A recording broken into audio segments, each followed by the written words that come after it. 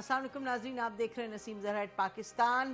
2022 کا آخری دن اور اس وقت ایز وی سپیک حکومت نے انٹرا کورٹ اپیل فائل کی ہے اسلام آباد ہائی کورٹ میں۔ اسلام آباد ہائی کورٹ کا جو فیصلہ آیا تھا کہ لوکل گورنمنٹ کے الیکشنز ہونے ہیں آج، کل شام میں فیصلہ آیا تھا، اور ساتھ ہی ساتھ ہم نے دیکھا کہ پی ٹی آئی نے ریفرنس دائر کیا ہے ہائی کورٹ میں against the chief election commissioner. انہوں نے کہا کہ کنٹیمپٹ آف کورٹ کا ان کے خلاف ریفرنس دائر ہوا ہے۔ تو سال کا آخری دن جو سیاسی ایک کشمکش تو بہت ہی دھیما لفظ ہے، ایک دنگل جو لگا ہے وہ جاری و ساری ہے، اور ساتھ آپ کو جیسے معلوم ہے ایک طرف دہشت گردی کی جو لہر ہے اور وہ بہت تیزی کے ساتھ پھیلی ہے، اور ساتھ ہی ساتھ معیشت کا حال جو ہے وہ بھی آپ کے سامنے ہے، کافی برا حال ہے۔ اسحاق ڈار صاحب نے کل نیشنل سیکیورٹی کمیٹی میں بیان کر دیا جو صورتحال ہے باقاعدہ کہ how serious the matter is.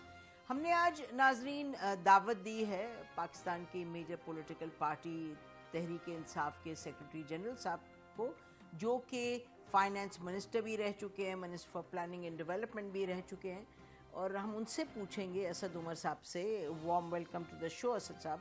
کچھ ہم ان سے آج بات کریں گے کہ 2022 میں اور پھر جو پورے 3 سال یہ حکومت میں تھے، 3.5 سال، پی ٹی آئی کے لیے لرننگ کیا ہوئی ہے، کیا انہوں نے سبق سیکھا ہے اور آگے کس طرح بڑھنا ہے۔ اسد عمر صاحب یہ بتائیے گا، ایک تو خیر ایز وی سپیک معاملہ جو ہے لوکل باڈیز الیکشن کا ایک طرف ریفرنس دائر ہے الیکشن کمیشن کے خلاف، دوسری طرف انٹرا کورٹ اپیل حکومت نے کر دی ہے الیکشن ڈیلے کے حوالے سے۔ تو اگر ہم آگے بڑھتے ہوئے یہ بات کریں کہ جو ٹیکنوکریٹ گورنمنٹ کی بات ہو رہی ہے اس میں آپ کی گورنمنٹ کی آپ کی پوزیشن بڑی کلیئر ہے، اور وہی پوزیشن حکومت پاکستان کی بھی ہے اس وقت۔ انٹرم گورنمنٹ کو لمبا کھینچنا یا اس گورنمنٹ کو لمبا کھینچنا حکومت کی طرف سے کہا جا رہا ہے بڑی کلیئرلی کہ یہ ان ایکسیپٹیبل ہے، نہ ہم نے طول دینی ہے حکومت کو، اور دوسری طرف سے technocratic government is unacceptable. تو یہ کوئی ہے point of discussion between the two sides, P D M میں اور پی ٹی آئی میں؟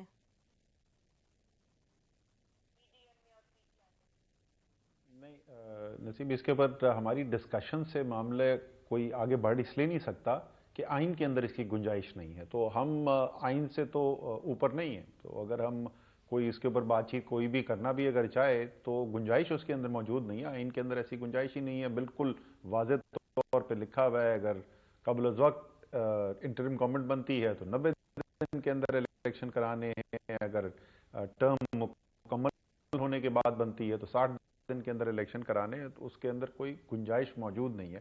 میں کوئکلی صرف اس کا ایک کامنٹ کر دوں یہ اسلام آباد والے کے اوپر، کیونکہ لوگ اگر میں تھوڑا سا کلیریفائی کر دوں، سوری، میرا کہنے کا مقصد تھا کہ آپ کی یہ کامن گراؤنڈ ہے، آپ دونوں اگری نہیں کر رہے کہ بھئی یہ تو ان ایکسیپٹیبل ہے، جیسے آپ نے فرمایا یہ ان کانسٹیٹیوشنل ہے، گورنمنٹ بھی کہہ رہی ہے ان کانسٹیٹیوشنل ہے، تو اس پہ یعنی کہ آپ نے یہ بھی میں نے دیکھا آپ کی ایک ٹویٹ تھی، آپ نے کہا پاپولر لیڈرز کو اڑا دیا جاتا ہے، وہ غائب ہو جاتے ہیں سین سے۔ تو وہی بات ہے کہ سال کے آخر میں جب ہم اگلا سال کے شروع کی بات کرتے ہیں تو بہت سے لوگ یہ کہتے ہیں کاش کچھ بات چیت ہو ان کی آپس میں، کہیں تو بات آگے بڑھے، کیونکہ یہ تو جنگ کسی صورتحال ہے، کبھی کس کو فائدہ ہوتا ہے فیکٹر ایکس سے، کبھی کسی کو فائدہ ہوتا ہے، آپس میں کیا بات کرنے کا بالکل اب کوئی گنجائش نہیں ہے؟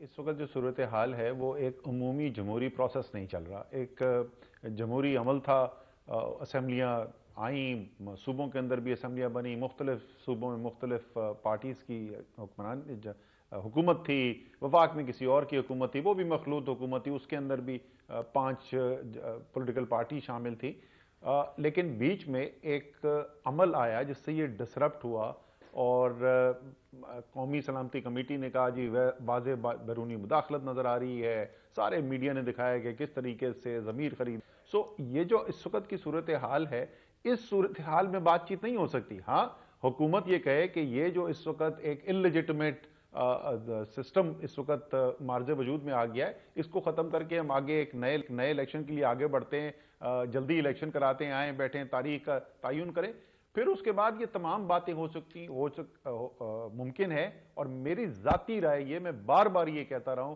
یہ کام ہے ہی سیاستدانوں کے کرنے کے۔ سیاستدانوں کو بیٹھ کر دیکھنا چاہیے کہ یہ جو پاکستان میں جس طریقے سے جمہوریت چل رہی ہے، کیا یہ واقعی پاکستان کی بہتری کے لیے استعمال کی جا سکتی ہے؟ اور میرے خیال میں کوئی بھی پاکستان میں آج اس بات پہ یقین نہیں کرتا۔ تو وہ کیا عوامل ہیں جس کی وجہ سے یہ جمہوری عمل جو ہے وہ ڈسرپٹ ہو رہا ہے، وہ کرٹیلڈ ہے؟ اس پہ ضرور سیاستدانوں کی بات چیت ہونی چاہیے، لیکن اس کی پہلی کنڈیشن جو ہے نا، نیسری کنڈیشن جو ہے، اس کا پورا ہونا ضروری ہے۔ اچھا دیکھیے، اس میں آپ نے فرمایا نا کہ ان لیجیٹمیٹ سیٹ اپ، پھر آپ نے کہا کہ غیر ملکی مداخلت، اب تو اتنا کچھ ہو گیا ہے۔ ایک تو یہ کہ آپ کو یاد ہوگا کہ آپ نے ہی فرمایا تھا اسی شو میں کچھ مہینے پہلے کہ ہمیں اس لیے کروانا چاہیے، ایک کمیشن بٹھانا چاہیے تاکہ جو سائفر ٹیلی گرام کے بعد جو کہا جاتا ہے غیر ملکی مداخلت، وہ دیکھ لیا جائے کہ ہے یا نہیں ہے۔ عمران خان صاحب خود کہہ چکے ہیں کہ جی انہوں نے تو ایک شخص کا نام لے لیا، انہوں نے کہا یہ رسپانسبل ہے غیر ملکی ہو یا نہ ہو۔ اچھا، اور اس کے بعد یہ جاوید چودھری صاحب کے جو کالمز پہ کالمز آئے ہیں، دو تو آئے ہیں جو کہ ان کی جنرل باجوہ سے اتنی تفصیلی بات ہوئی ہے، تو اسد عمر صاحب اتنی اور چیزیں سامنے آ رہی ہیں کہ میرا خیال ہے اب لیجیٹمیٹ ان لیجیٹمیٹ، کس کو کس نے فائدہ دیا، کس نے کس کو نکالا، کس نے کس مبینہ طور پہ کس نے کس جج کو کیا کہا، یہ اتنا کچھ آ گیا ہے کہ آپ کو نہیں لگتا کہ بات آگے اگر چلیں گے تو پھر بات بنے گی؟ یعنی کہ کہاں تک کھودا کھادی ہوگی، کس نے کیا کہا، کیسے کہا، کب کہا، اب کون سا آڈیو، اب کون سا ویڈیو، آنٹ یو آپ بتائیں ذرا ہمیں کہ آپ کو کچھ آگے سجھائی دے رہے ہیں؟ ہمیں تو اس سب میں ایک اندھیرا ہی نظر آتا ہے بہت۔ آپ کی اگر میں اپروچ لے لوں تو نسیم وہی ہوگا جو 70 سال سے ہو رہا ہے، اگلے بھی 70 سال ہوتا رہے گا۔ اگر ہم یہ کہیں گے کہ جو کچھ ہوا اس کے نہ کوئی کانسیکوینسز ہوں گے، نہ کوئی احتساب ہوگا، نہ قوم کے سامنے یہ رکھا جائے گا ایک مربوط طریقے سے، ایک نظام کے ذریعے کہ کیا ہوا، کون ذمہ دار تھا، تو پھر کیوں رکے گا؟ پھر آئندہ بھی ایسے ہی ہوتا چلا جائے گا۔ جہاں تک بیرونی مداخلت کی تعلق ہے، میں نے یہ کبھی بھی نہیں کہا تھا کہ یہ سائفر کے لیے عدالتی کمیشن ہو جو یہ فیصلہ کرے کہ بیرونی مداخلت ہوئی یا نہیں۔ وہ تو واضح ہے کہ بیرونی مداخلت ہوئی، قومی سلامتی کمیٹی نے بھی کہہ دیا۔ جس چیز کے اوپر ڈیبیٹ تھی وہ یہ تھی کہ آئیے بیرونی مداخلت بغیر کسی سازش کے ہوئی یا سازش ہوئی اور اس کے نتیجے میں بیرونی مداخلت ہوئی۔ اس کے لیے میں نے کہا تھا کہ سازش کا عنصر اگر ہے یا نہیں ہے تو تفصیلات سامنے آنی چاہیے۔ ہماری آج بھی یہی پوزیشن ہے اور آج بھی ہم یہی کہتے ہیں کہ ایک عدالتی کمیشن ہونا چاہیے۔ تو آگے ضرور بڑھنا چاہیے، لیکن جو آج تک ہوا ہے، جو ماضی قریب کے اندر ہوا ہے، اس کو سیٹل کیے بغیر اگر آپ آگے بڑھیں گے تو وہ کبھی بھی آپ آگے بڑھ نہیں سکیں گے۔ ٹروتھ اینڈ ریکنسیلیشن کمیشنز بنتے ہیں دنیا کے اندر، اس ٹروتھ اینڈ ریکنسیلیشن کمیشن کی ایک بنیادی شرط یہ ہوتی ہے کہ پہلے ماننا پڑتا ہے کہ کیا جرم کیا گیا۔ ایسے نہیں ہو سکتا کہ بغیر کسی بات چیت کے آپ آگے بڑھ جائیں۔ بالکل ٹھیک۔ اچھا، نہیں آپ بالکل صحیح فرما رہے ہیں۔ دیکھیے میری یہ بالکل نہیں تھی اپروچ کہ میں کہہ رہی ہوں جی سب کو بھول کر کے آگے چلے۔ میرا کہنے کا مقصد کہ جرم جو ہے، اس جرم میں تو بہت، جیسے میں نے کہا حالیہ دنوں میں لگتا ہے اس جرم میں بہت سے شریک ہیں۔ مجھے لگتا ہے یہ نہیں کوئی کہہ سکتا آپ کی پارٹی کہے کہ جی ہم بالکل مسٹر کلین ہیں اور سب غلط ہیں اور ہم بالکل آئین کے مطابق چل رہے تھے، سب کے سب آئین کے خلاف چل رہے تھے۔ اس کی میں بات کری ہوں، اور آپ نے صحیح کہا truth and reconciliation commission still means کہ سب ایک کامن گراؤنڈ پہ آئیں اور کہیں جی چلیں کھلے دل کے ساتھ اب بات کرتے ہیں۔ تو یہ میرا کہنے کا مقصد کہ اگر آپ کے پاس اس وقت کوئی کہے کہ اسد عمر صاحب آپ ٹروتھ اینڈ ریکنسیلیشن کمیشن بنائیں تاکہ آگے کی طرف بہتر طریقے سے سیکھ کے بڑھا جائے، تو آپ کیا کریں گے؟ What will be point 1 2 3 for a truth and reconciliation commission? اچھا، پہلی بات تو یہ کہ کس نے انٹرویو میں کیا کہہ دیا اور کس نے کالم میں کیا لکھ دیا، تو اس کی بنیاد کے اوپر تو یہ فیصلہ نہیں کیا جا سکتا کہ کیا حقیقت ہے اور کیا نہیں ہے۔ میری ذاتی طور پہ یہ پارٹی میں کبھی ڈسکس نہیں ہے، لیکن میری ذاتی طور پہ رائے یہ ہے اگر کوئی چاہتا ہے کہ 2018 کے الیکشن کی بھی تحقیقات کرائی جائیں، ضرور کرائیں۔ میں یہ نہیں کہہ رہا ہوں کہ آپ میری بات مان جائیں، ہم تحقیقات کی بات کیوں کریں، ہم عدالتی کمیشن کی بات کیوں کریں؟ ہمیں تو کہنا چاہیے جی ہمیں پتہ سازش ہوئی ہے، ہمیں پتہ کس نے کی ہے، ختم ہو گئی بات، کیوں تحقیقات کی ضرورت ہے؟ ہم یہی کہتے ہیں کہ کسی پروسیس کے تحت کوئی لیجٹمیسی اس پروسیس کی، اور اس وقت کی جو صورتحال ہے جو بھی ایگزیکٹو میں ہوگا، چاہے ہم ہوں گے یا پی ڈی ایم کی حکومت ہے، جب ہم نے یہ پہلا مطالبہ کیا تھا کہ جوڈیشل کمیشن کیا جائے تو ہم نے بطور کابینہ کیا تھا، ہم حکومت میں تھے، لیکن ہم نے کہا ہماری جو انویسٹیگیشن ہوگی، تحقیقات ہوگی، اس پہ یقین نہیں کیا جائے گا کیونکہ لوگ کہیں گے کہ یہ فریق ہے۔ اس لیے ہم یہ کہہ رہے ہیں کہ دیکھیں یہ تمام چیزوں کا جو ایک بنیاد بنے گی، وہ بنیاد بنے گی کہ پہلے سچ تو سامنے آئے نا۔ جب سچ سامنے آ جائے گا اس کے بعد پھر فیصلہ کیا جائے کہ کس کا احتساب کرنا ہے، کس کا نہیں کرنا، اور کس طریقے سے آگے بڑھنا ہے۔ ضرور آگے بڑھنا چاہیے، لیکن اس کے لیے پہلا قدم یہ ہوگا کہ ذرا سچ سامنے آ جائے۔ جی، اور سچ سامنے آنے کا آپ کہہ رہے ہیں، سچ ظاہر ہے خالی ووٹ آف نو کانفیڈنس کے حوالے سے تو نہیں سچ، کیونکہ پی ڈی ایم کہے گی کہ جیسے آپ نے کہا یو اگری کہ 2018 کے جو سچ ہے اس وقت کا کس طرح کیا ہوا اس کو بھی سامنے لانا پڑے گا۔ تو کہنے کا مقصد کہ بہت سے معاملات ہیں، اور جس آپ حوالہ دیتے ہیں کہ نیشنل سیکیورٹی کمیٹی میں ایک جنرل تھے جو، اور اب تو وہ ہی از ریٹائرڈ ناؤ، تو chairman joint chief of staff committee نے ضرور کہا تھا کہ یہ جو سائفر ہے یہ بالکل اس میں مداخلت لگتی ہے، اور ان کا اگلا حصہ فقرے کا یہ تھا کہ اس میں لیکن سازش مجھے کہیں دکھائی نہیں دیتی۔ آپ اس میٹنگ میں بیٹھے ہوئے تھے، تو یعنی کہ معاملہ تو سازش کا، لیکن اس وقت جہاں پاکستان کھڑا ہے اس میں اب یہ ٹیکنوکریٹک گورنمنٹ کا جو معاملہ سامنے آ گیا، دیکھیں نا یہ تو کہیں کچھ چیز رک ہی نہیں رہی ہے۔ اسد عمر صاحب، تو آپ بحیثیت ایک سیاستدان کے آپ کیا دیکھ رہے ہیں؟ مطلب کہیں آڈیوز ہیں، کہیں ویڈیوز ہیں، کہیں شکایات ہیں، کہیں کس نے کس سے فائدہ لیا، کون کس، مطلب کبھی آپ نے پاکستان کا اس طرح کا حال دیکھا پہلے؟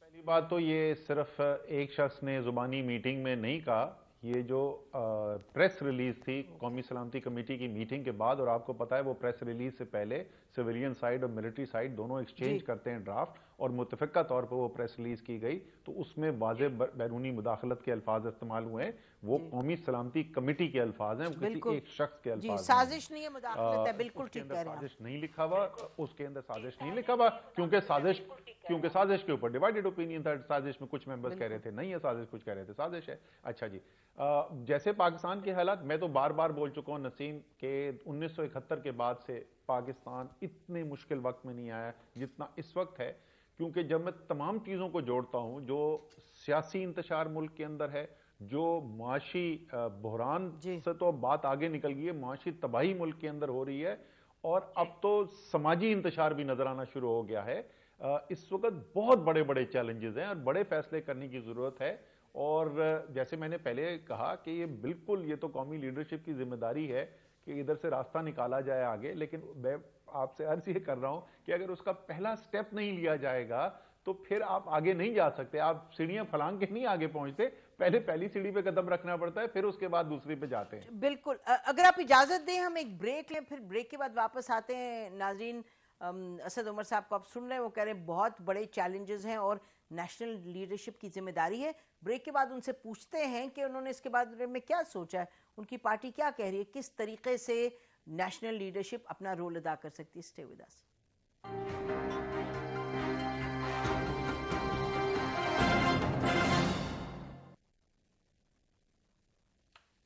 ویلکم بیک ناظرین، ہمارے ساتھ اس وقت اسد عمر صاحب ہیں، سیکریٹری جنرل پاکستان تحریک انصاف کے۔ ان سے ہم بات کر رہے ہیں کہ 2022 کے تجربے کے بعد وہ کیا ان کا خیال ہے، آگے کیسے بڑھنا چاہیے۔ اسد عمر صاحب یہ بتائیے گا کہ آپ نے یعنی پارٹی کے اندر اس پہ کیا سوچ بچار ہے؟ ایک تو ہم نے دیکھا کہ آپ کے پارٹی کے senior vice president Shah Mahmood Qureshi صاحب نے 3-4 روز پہلے یہ فرمایا کہ جی اگر آپ چاہتے ہیں تو ہم پارلیمان میں رول ادا کرنے کے لیے تیار ہیں۔ انہوں نے کہا آپ الیکشن کی کہیں کہ آپ جلدی الیکشن کروائیں گے تو ہم بالکل رول ادا کر سکتے ہیں آ کے پارلیمان میں۔ اور اسد کیسر صاحب نے بھی یہ فرمایا کہ جی اگر پرائم منسٹر ہمیں دعوت دیں اور ساتھ یہ کہیں کہ وہ جلدی الیکشن کرانے کے لیے تیار ہیں تو پارلیمان میں آیا جا سکتا ہے. تو یہ کیا پارٹی کی پالیسی ہے یا ان کا انفرادی ایک اظہار تھا؟ اچھا نہیں، پہلے سب سے پہلے تو میں پلیز آپ نے شاہ محمود قریشی کو سینئر وائس پریزیڈنٹ بنا دیا، وہ وائس چیئرمین ہے پارٹی کے. اچھا، جہاں تک تھینک یو. کا تعلق ہے، یہ ہم کئی ماہ سے ہم اس کے اوپر بات کر رہے ہیں کہ دیکھیں جو آگے اگر آپ نے بہتری کی طرف جانا ہے، جو آپ بریک سے پہلے بھی بات کر رہے تھے، تو ایک فریش سٹارٹ کے بغیر وہ ممکن نہیں ہے. اور وہ فریش سٹارٹ ظاہر ہے کہ نئے الیکشن سے آئے گا، ایک نئی بنیاد بنے گی. اس الیکشن کو کروانے کے لیے جو بھی لوازمات ہیں، اس میں اگر کوئی قانون کی کوئی تبدیلی کرانی ہے جس کے لیے پارلیمان کے اندر ہونا ضروری ہے، یہ ساری تفصیل ہے جس کو دیکھا جا سکتا ہے. لیکن پہلے سب سے پہلا قدم یہ ہے کہ حکومت یہ کہے کہ ہاں جی ایک فریش سٹارٹ کے لیے ہم تیار ہیں اور ملک تیزی سے تباہی کی طرف جا رہا ہے، معیشت تباہ ہوتی جا رہی ہے، اس لیے اب ہم اس نتیجے پہ پہنچے کہ ایک نیا الیکشن کرانے کی ضرورت ہے. اس کے لیے بیٹھے ہیں، ساتھ بیٹھ کے بات کریں گے. اس میں اگر کوئی اسمبلی کے اندر جا کے کوئی ووٹ ڈالنا ہوگا تو اس کے اوپر بھی دیکھا جا سکتا ہے، بات کی جا سکتی ہے. عمومی طور پر اس اسمبلی کے اندر ہم جانے کو تیار نہیں ہیں. پارٹی کی پالیسی بالکل واضح ہے کہ ایک عمومی طور پر ہم اس پارلیمنٹ میں واپس ایسے ہی چلے جائیں گے، اس نظام کا حصہ بن جائیں گے جس سے ہمیں پتا ہے کہ اس سے پاکستان کی بہتری آ ہی نہیں سکتی جب تک ایک نیا مینڈیٹ نہ لیا جائے. اچھا، اور جو آپ کہہ رہے ہیں کہ جانے کے لیے تیار ہیں، آپ کہہ رہے ہیں کہ اگر کوئی آفر ہو ارلی الیکشنز کا. اچھا، ارلی الیکشنز کا اسد عمر صاحب اگست میں ستمبر میں اس حکومت کی میعاد پوری ہوتی ہے، اور اس پر یہ آج ہم دیکھ رہے تھے کہ احسن اقبال صاحب نے کیا فرمایا، آپ بھی سنیے گا. جتنے بھی مشکل فیصلے ہیں وہ کریں گے، لیکن پاکستان کو اس بحران سے نکالیں گے. اور اگست میں ہی اسمبلیوں کی مدت مکمل ہوتی ہے. اس وقت ہم ایک پل صراط سے گزر رہے ہیں. ہم پاکستان کو ایک شخص کی ضد کی بھینٹ نہیں چڑھا سکتے. اچھا اسد عمر صاحب، یہ بتائیے کہ یعنی کہ اگست میں اگر میعاد پوری ہوتی ہے تو مارچ اپریل تک کی بات ہو رہی تھی. تو آپ لوگوں کے ذہن میں جب آپ کہتے ہیں ارلی الیکشنز، تو یہ بیان کیجئے گا کہ کیا ذہن میں ہے کہ 2 مہینے پہلے ہو جائیں، 3 مہینے پہلے ہو جائیں؟ What do you have in mind? دیکھیں، اگر میں یہ باتیں کرنا شروع کر دوں گا تو وہ کہیں گے کہ سب کچھ تو پہلے آپ نے طے کر لیا تو پھر بات کیا کریں گے. تو اس لیے ہم کہہ رہے ہیں کہ پہلے ایک اصولی فیصلہ کریں، اس کے بعد دیکھی جائے گی. بھی آپ نے احسن اقبال صاحب کی بات سن لی. احسن اقبال صاحب کہہ رہے ہیں ایک آدمی کی ضد. اس کا مطلب نہ وہ اخبار پڑھتے ہیں، نہ ٹی وی دیکھتے ہیں، نہ کوئی سروے دیکھتے ہیں. 70% پاکستان کہہ رہا ہے کہ پاکستان کو فوری الیکشن کی ضرورت ہے. وہ کہہ رہے ہیں ایک آدمی کی ضد. کروڑوں لوگوں کی جو رائے ہے اس کو وہ ایک آدمی کی ضد کہہ رہے ہیں. جی، یہ مطلب کہ دیکھیے اس وقت آپ خود بیان کر رہے ہیں کہ جو اقتصادی صورتحال ہے، اور یہ بھی آپ کو معلوم ہے الیکشن میں ٹائم لگے گا. ہم مطلب اگر 2-3 مہینے پہلے ہو جائیں تو اب بظاہر تو کوئی نہیں لگتا کہ کوئی اتنی مشکل بات ہے. لیکن آپ لوگ بھی یہ سمجھے تھے کہ بھئی کوئی نہ کوئی بات چیت ہو سکتی ہے. پریزیڈنٹ عارف علوی صاحب بار بار ذکر کرتے ہیں بات چیت کا، اور آپ کے اور بھی پارٹی کے لوگ کہتے ہیں کہ جی ہاں، جہاں ایک طرف بیانات آ رہے ہیں سخت، بات چیت ابھی تک جاری ہے. تو کوئی بات چیت جاری ہے اسد عمر صاحب، یا is it complete cut off between the government اور پی ٹی آئی؟ بات چیت کی بات کریں، مجھے تو کسی بات چیت کا نہیں پتا. صدر پاکستان جو ہیں ان کا ایک آئینی عہدہ ہے، سب سے بڑے آئینی عہدے پہ پاکستان کی. ان کی ایک ذمہ داری بنتی ہے جس کو وہ نبھانے کی پوری کوشش کر رہے ہیں، کئی مہینوں سے کر رہے ہیں. ان کو نظر آ رہا ہے ملک کس طریقے سے تباہی کی طرف جا رہا ہے، تو انہوں نے کوشش کی ہے. انہوں نے عسکری قیادت سے بھی بات چیت کی ہے، انہوں نے حکومت سے بھی بات چیت کی ہے، انہوں نے تحریک انصاف سے بھی بات چیت کی ہے. اور ان کی کوشش یہی ہے کہ معاملہ جو ہے کسی طریقے سے ایک حل کی طرف جائے. اور لیکن ان کا بھی یہی ماننا ہے، جو پاکستان کی، جیسے میں نے کہا 70% پاکستان کا ماننا ہے کہ ایک نئے الیکشن کے بغیر اس انتشار سے نکلنا ممکن نہیں ہے. اچھا، یہ بتائیے گا کہ معیشت کے اعتبار سے آپ کو کیا لگتا ہے کہ الیکشن بس کافی ہیں؟ کیونکہ یقینی طور پہ سخت فیصلے ہم نے دیکھے ہیں، ابھی نہیں پچھلے بہت برسوں سے دیکھ رہے ہیں کہ کوئی پارٹی جو حکومت میں ہوتی ہے سخت فیصلے لیتی ہے تو اگلی جو دوسری اپوزیشن ہوتی ہے وہ اس کا ایڈوانٹیج لینے کی ان کی کوشش ہوتی ہے. تو کیا آپ یہ سمجھتے نہیں ہے کہ مساق معیشت جو ہے وہ بھی ایک بڑا لازم اور ملزوم حصہ ہو گیا ہے for Pakistan to proceed forward and deal with the economic crisis. اس سے زیادہ بیہودہ آئیڈیا کوئی ہو نہیں سکتا. جمہوریت کی نفی ہے. مجھے یہ بتائیں کہ امریکہ میں مساک جمہوریت ہوا ہوا ہے؟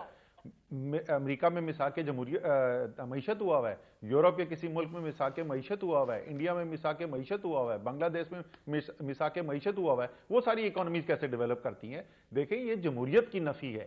جمہوریت کا مقصد یہی ہوتا ہے ہر پارٹی کا اپنا اپنا ایک منشور ہوتا ہے, ان کی اپنے خیالات ہوتے ہیں اور ان خیالات کی بنیاد کے اوپر وہ عوام کے سامنے جاتے ہیں. عوام ان میں فیصلہ کرتے ہیں کہ ان میں کس کا منشور ان کو پسند ہے, کس کی پرفارمنس ان کو بہتر لگتی ہے اور اس کی بنیاد کے اوپر وہ ووٹ ڈالتے ہیں. پاکستان کے اندر یہ میں آپ کو بتا دوں کہ جو اکنامکس ڈیسیشن میکنگ ہے اس کی اگر آپ پوری وڈتھ دیکھیں, پاکستان ایسا کوئی ڈس فنکشنل ملک نہیں ہے کہ ایک حکومت آتی ہے تو سب کچھ نیشنلائز کر دیتی ہے, اگلی حکومت آتی ہے وہ سب پرائیویٹائز کر دیتی ہے, پھر پہلی حکومت آتی ہے وہ سب نیشنلائز کر دیتی ہے. ہماری سینٹرسٹ پالیسیز ہیں پاکستان کی, تقریباً تمام پاکستان کی, تقریباً کیا تمام پاکستان کی مین سٹریم پولیٹیکل پارٹیز کی. سو یہ بالکل یہ ایک غیر جمہوری سوچ کی پیداوار ہے. اسی سے جڑی ہوئی ہے ٹیکنوکریٹ گورنمنٹ. ارے اللہ کے بندو, معیشت کا فیصلہ کوئی ایسا ہو سکتا ہے کہ جس کا سیاست سے تعلق نہ ہو؟ نہیں, ٹوٹلی سیاست سے تعلق. پڑھیے جو افلاطون بیٹھ کے جو آئیڈیاز دیتے ہیں نا, ایک ٹیکنوکریٹ گورنمنٹ, اس کا اگر آپ پہلا صفحہ پڑھیں نا, سیملسن کی کتاب دنیا کی تاریخ کی سب سے زیادہ سکسیسفل جو معیشت کی ٹیکسٹ بک ہے وہ پال سیملسن MIT کی جو ہے نوبل laureate ہے, ان کی کتاب لکھی ہوئی ہے. پہلا پیج پڑھیں کہ معیشت ہے کیا, یا اکنامکس چیز کیا ہوتی ہے. اکنامکس ہوتی ہے فیصلہ کرنا کس سے لینا ہے اور کس کو دینا ہے. گنز ورسز بٹر اس کے اندر کلاسک مثال ہے. تو معیشت کے تو تمام فیصلے ہوتے ہی سیاسی فیصلے ہیں. نہیں, بالکل آپ ٹھیک کہہ رہے ہیں. مطلب کہ ہمارا یہ کا مقصد نہیں تھا کہ سیاسی فیصلوں سے ہٹ کر کے ایک فیصلہ کیا جائے. ظاہر ہے جب آپ کہہ رہے ہیں چارٹر آف اس کی اکانومی کی بات کر رہے ہیں تو یہی کہہ رہے ہیں کہ یہ بے انتہا سیاسی معاملہ ہے, تو اس میں کہ دوسری پارٹیز ایڈوانٹیج نہ لیں, بیکاز ٹریک ریکارڈ تو یہی ہے. بہرحال بریک لیتے ہیں, اس کے بعد واپس آتے ہیں, اسد عمر صاحب سے اسی بات کو کنٹینیو کرتے ہیں. اسٹے ود اس.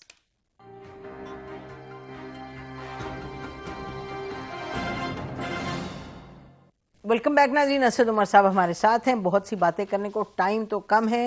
اسد عمر صاحب, آپ کی بڑی کلیئرٹی ہے کہ چارٹر آف اکانومی جو کہ جس کو ہم بالکل سیاست سے الگ نہیں کر رہے تھے, ہمارا مطلب یہ تھا کہ سیاسی جماعتیں بیٹھ کے کچھ اگری کر لیں, اور انڈیا میں بھی اس طرح سے ہوا ہے. ایسے تو نہیں کہ کہیں یہ ہوتا نہیں. پاکستان کی جو صورتحال ہے, بہرحال وہ ایک اور ڈیبیٹ ہے. I don't want to spend more time on it. میں یہ ضرور کہنا چاہتی ہوں کہ آپ کے جو اسپوکس پرسن ہیں وہ انہوں نے کسی چینل پہ یہ کہا کہ جو ٹیکنوکریٹک گورنمنٹ کی بات ہے, آپ تو بڑے کلیئر ہیں, آپ نے فرمایا کہ نہیں ہونی چاہیے, اور آپ کی پارٹی بھی یہ کہی ہے. انہوں نے کہا تھا کہ معیشت کے ترجمان جو ہیں انہوں نے کہا تھا کہ حرج کوئی نہیں اگر آ جائے لیکن مدت کم ہو ٹیکنوکریٹک گورنمنٹ کی. تو surely he was speaking for himself, not for the party. آپ نے یہ بات بڑی کلیئر کر دی ہے.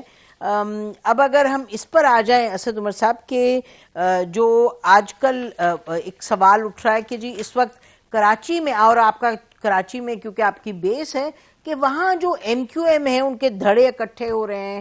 دوسری طرف ہم دیکھ رہے ہیں کہ باپ پارٹی کے بھی کچھ, اس میں بھی کچھ تبدیلیاں آ رہی ہیں, وہ بھی تقسیم ہو رہی ہے.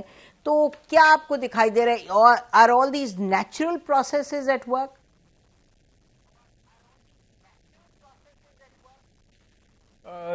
دیکھیں, حتمی طور پہ تو نہیں کہا جا سکتا, لیکن عمومی رائے یہ ہے کہ یہ ایک نیچرل پروسیس سے نہیں ہو رہا. یہ پھر دوبارہ سے پولیٹیکل انجینئرنگ ہو رہی ہے اور دوبارہ سے بساط ایک بچھائی جانے کی کوشش کی جا رہی ہے.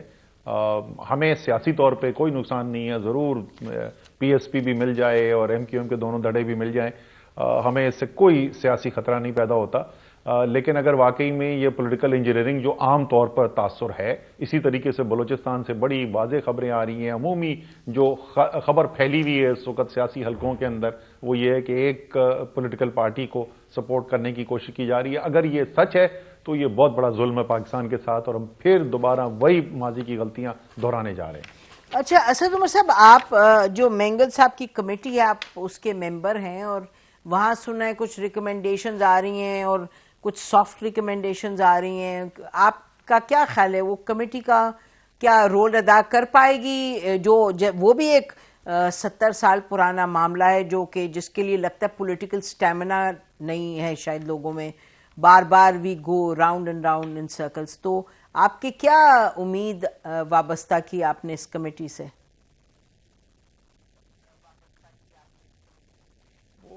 بہت اہم چیز ہے لوگوں کے لیے. میں بتا دوں اس کا بیک گراؤنڈ یہ ہے کہ اسلام آباد ہائی کورٹ میں پٹیشن گئی تھی اور اس کی بنیاد کے اوپر اسلام آباد ہائی کورٹ کے اس وقت کے چیف جسٹس جو تھے اطہر منلہ صاحب نے ایک کمیٹی بنائی ہے. اس کمیٹی کو چیئر کر رہے ہیں اختر مینگل صاحب اور کئی اور سینئر لوگ ہیں، پولیٹیکل لوگ بھی ہیں، ایڈمنسٹریٹو لوگ بھی ہیں اس کی کمیٹی کا جو حصہ ہیں. اور وہ ہے مسنگ پرسنز کے اوپر، گمشدہ افراد جو ہوتے ہیں. بڑا سنگین مسئلہ ہے پاکستان کا اور کم سے کم بلوچستان کے لیے ایک انتہائی اہمیت کا مسئلہ ہے. خیبر پختونخوا کے اندر یہ بہت بڑا مسئلہ رہا ہے پچھلے 2 دہائیوں کے اندر. کراچی میں یہ ایک بڑا مسئلہ ہے اور اب تو جو صورتحال ہم دیکھنے میں آ رہی ہے پنجاب کے اندر بھی ہمیں یہ مسئلہ نظر آتا ہے. بنیادی جو فیصلہ ہے نا نسیم، وہ تفصیل کا نہیں ہے، وہ کمیٹیز کا نہیں ہے، وہ پولیٹیکل ول کا نہیں ہے. پاکستان ایک دفعہ واضح فیصلہ نہیں کر پا رہے کہ ہم نے آئین کے تحت زندگی گزارنی ہے یہ نہیں گزارنی، یا کچھ افراد، کچھ ادارے، کچھ فیصلے جو ہیں وہ آئین سے ماورا بھی ہو سکتے ہیں. یہ ابھی جو آج اسلام آباد ہائی کورٹ کی ججمنٹ کو جس طریقے سے توہین عدالت کی گئی ہے، ذہن یہ ہے کہ آئین کی کون سی چیز ہم نے ماننی ہے اور کون سی چیز نہیں ماننی، یہ ایک چوائس کی بات ہوتی ہے طاقتور لوگوں کے لیے. طاقتور لوگوں کی مرضی ہے کون سا آئین کا حصہ کب ماننا ہے اور کب نہیں ماننا، وہ ہے جڑ مسئلے کی. اور ہم تو اپنی رپورٹ بنا کے دے دیں گے، لیکن جب تک یہ بنیادی فیصلہ پاکستان میں نہیں ہو جاتا تو اس قسم کے مسائل کبھی بھی ختم نہیں ہوں گے. جی اچھا، یہ جو آپ نے بات کی نا کہ طاقتور لوگوں کی مرضی کی بات ہے، اس میں تو آپ نے یہ ضرور کہہ دیا کہ کالم میں جو لکھا جاتا ہے نہیں لکھا جاتا، لیکن بات تو یہ آپ نے صحیح کی، چاہے ادارے ہیں طاقتور ہیں یا جو آئین کی پاسداری جن کی ذمہ داری ہے اور قانون کی بالادستی جن کی ذمہ داری ہے، جو باتیں سامنے آ رہی ہیں اس میں تو لگ رہا ہے کہ پتہ نہیں کتنی گیمز کھیلی گئی ہیں جس کے آپ بھی مستفید، آپ کی بھی پارٹی ہوئی، تاریخ میں جو پارٹیز اب ہیں حکومت میں وہ بھی مستفید ہوئی. تو اس معاملے کو آئی کانٹ ایمفسائز انف کہ ہمیں لگتا ہے کہ یہ معاملہ تو کبھی ختم نہیں ہوگا جب تک کہ سیاسی جماعتیں مل کر کے نہیں بیٹھیں گی. آپ اگر اس سے اگری کرتے ہیں تو کیا آپ کو دکھائی دیتا ہے کہ کیا طریقہ کار ہے بیٹھنے کا ساتھ؟ دیکھیں نا، جب تک پارٹیز نہیں ساتھ بیٹھیں گی there'll always be an A team and B team. آپ کو میں بتاتا ہوں مسئلہ کہاں پر تھا. 3.5 سال 3 سال 8 مہینے عمران خان کی حکومت تھی نا، درجنوں قانون سازی کی گئی اور ان میں سے بہت سے ایسے قانون تھے جس کے اوپر مشترکہ طور پر ساتھ بیٹھ کے تمام سیاسی پارٹیوں نے اتفاق کر کے قانون بنایا. ایسے بھی قوانین بنے جو ہم نے قانون اپنی عددی اکثریت پہ پاس کرا لیا تھا، ہم نے واپس لیا اور اپوزیشن کے ساتھ کنسنسس کریٹ کرنے کے لیے دوبارہ اس کو لے کر آئے اور اس کے اندر ترامیم کر کے پھر ہم نے پاس کیا. عمومی طور پہ کام کرنے کا کوئی بریک ڈاؤن نہیں تھا. اور آپ کو پتا ہے یہ میٹر آف ریکارڈ ہے کہ قانون سازی 3 سال 3.5 سال کے اندر زیادہ ہوئی، اسپیشلی جو پہلے 3 سال تھے زیادہ ہوئی بنسبت اس سے پہلے جو 5 سال گزرے تھے پچھلی پارلیمنٹ کے اندر مسلم لیگ نون کی گورنمنٹ کے بعد. مسئلہ کہاں پہ آیا؟ مسئلہ یہ تھا کہ جب ذاتی مفاد آ جاتا ہے نا تو جہاں نیب قانون کی بات آئی وہاں لائن کھینچ دی گئی. اور وہ ایک بنیاد، میں بار بار ایک کہتا ہوں، بنیادی مسئلہ کیوں پاکستان میں پولیٹیکل پارٹیز مل کے آگے کام نہیں کر سکتی ہیں، احتساب کا کیا پروسیس ہوگا، کس قانون کے تحت ہوگا، کون وہ کرے گا، اس کے اوپر جب تک آپ کا اتفاق نہیں ہوگا تو وہ جو آپ کی خواہش ہے اور بڑی جائز خواہش ہے وہ کبھی بھی پوری نہیں ہو سکتی. یہ نہیں ہو سکتا کہ میں ایک ہدف کو حاصل کرنے کے لیے، یہ میرا پیسہ تو نہیں لوٹا ہوا نا، عمران خان کے گھر سے تو نہیں گیا، یہ قوم کا پیسہ ہے، میں کون ہوتا ہوں معاف کرنے والا. جب تک احتساب کا نظام ایسا نہیں بنانے کے لیے تیار ہوگی تمام سیاسی پارٹیاں جو پاکستان کے عوام کہیں کہ ہاں یہ انصاف پر مبنی احتساب کا نظام بن رہا ہے، یہ بات آگے نہیں چلے گی. یہ واحد ایک میں کہتا ہوں کہ جو بریکنگ پوائنٹ ہے اس پوری سسٹم کے اندر. تو جی تو یہ بتائیے اسد عمر صاحب، آپ ٹھیک کہہ رہے ہیں، ہم تو مطلب کہ نہ کہ آپ چور ڈاکو کہہ کے آپ احتساب کر سکتے ہیں اور نہ ملک ریاض صاحب کے جب پیسے 190 ملین پاؤنڈز واپس آئیں تو ایک بند لفافے میں کابینہ سے کہا جائے کہ آپ ہاں کریں اور وہ پیسہ بجائے کہ نیشنل ٹریجری میں جائے وہ ملک ریاض صاحب کا جو پیسے دینے تھے انہوں نے سپریم کورٹ آف پاکستان نے ان پر فائن لگایا تھا, ان کے فائن کے کھاتے میں چلے جائے. اور آپ کی پارٹی میں کابینہ میں کتنے لوگوں نے کہا کہ جی یہ ہم کر کیا رہے ہیں. کہنے کا مقصد یہ ہے کہ آپ کی بات درست ہے کہ یہ جب تک کہ یہ چیزیں صحیح طریقے سے نہیں ہوں گی, لیکن مطلب کہ یہ ملک ریاض صاحب کے جو پیسے آئے تھے, عمران خان صاحب could have taken credit and said کہ جی یہ پہلی مرتبہ پاکستان میں پیسے جو غلط طریقے سے باہر گئے ہم ان کو واپس لے کے آئیں. الٹا وہ جو اتنا کویسچنیبل ایک ڈیسیجن لی گئی, تو اب کون کس طرح بیٹھ کے طے کرے کہ جی یہ جو چیزیں ہیں اس کو کوئی آئین قانون اور اصول کے تحت بات آگے بڑھے, کیونکہ بدقسمتی سے کوئی زیادہ کرتا ہے کوئی کم کرتا ہے, لیکن معاملات تو سبھی گڑبڑ کر دیتے ہیں. اور آپ کی پارٹی کی بہت سپورٹ ہے, ابھی بھی ہمیں لوگ کہتے ہیں جی ووٹ دیں گے خان صاحب کو جو بھی کچھ ہو جائے, لیکن بہرحال ایک سسٹم کے تحت ہی آگے چلنا ہے تو بات بنے گی. آپ کی concluding comments last day of the year, last hours of the year, Asad Umar صاحب. معذرت کے ساتھ آپ نے کیا پھر وہی ہے, میں نے جو پورا آپ کو بتایا تھا اس میں نے یہ کہاں کہا تھا کہ عمران خان اور اسد عمر کو معاف کر دیں. میں اس ڈائگریشن میں نہیں پڑتا کہ اس فیصلے کے اوپر کسی دن الگ پروگرام کر لیں, اس کے اوپر بھی ڈسکشن کر لیں گے.